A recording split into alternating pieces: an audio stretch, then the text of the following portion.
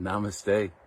This is Frank from Ridgetop Yoga Retreat, and I just wanted to take a moment to share with you one of the gifts that I think is one of the best gifts yoga has given me throughout my journey practicing. It is the ability to find bliss, not all the time, but every once in a while.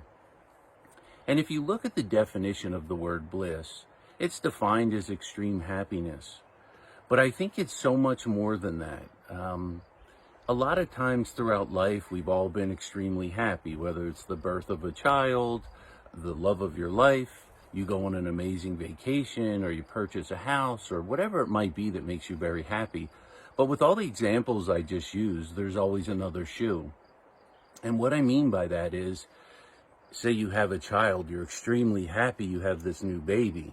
But what comes with that is, well, now I have to be responsible for this new life, and I have to make sure I provide for them and be a good role model. So there's a lot of other stuff that comes along with that extreme happiness.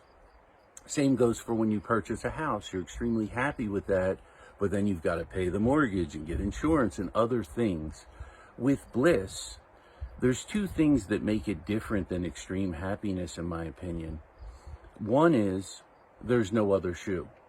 You are just completely content, extremely happy, and extremely grateful for where you are without anything attached to it. So it's almost an internal thing. You find it yourself. Also, bliss can only be found in the present moment. We can't look to the future and say, oh, tomorrow I'm going to be in bliss. You have to find it here and now. And that is a big difference in extreme happiness, in my opinion, and bliss.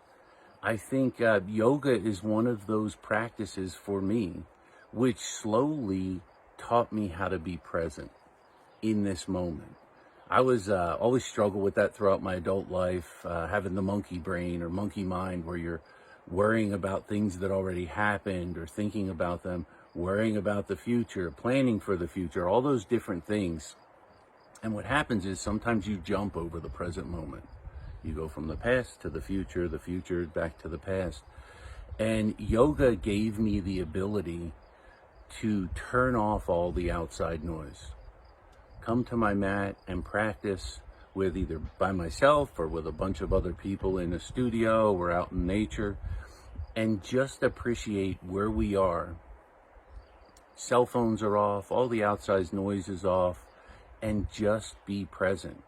And then once you find a way to be present, you can slowly work at trying to find that bliss.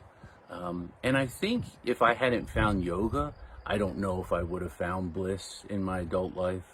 It's very hard to do in the modern world, where we're always inundated with 24-hour news, television, music, internet, whatever it might be. So if you get a chance, we would love for you to come practice at our studio, absolutely.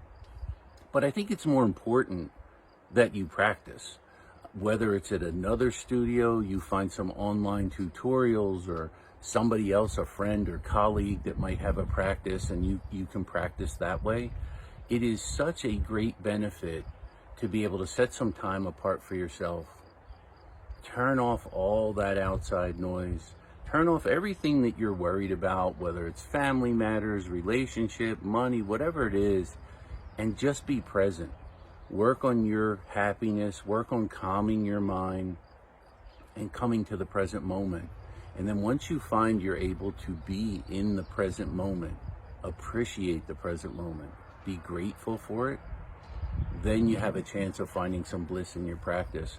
And I really hope this message resonates with you. I hope it's something you can take and move forward and embrace. And if you can, I've done my job. Namaste. Have a wonderful day.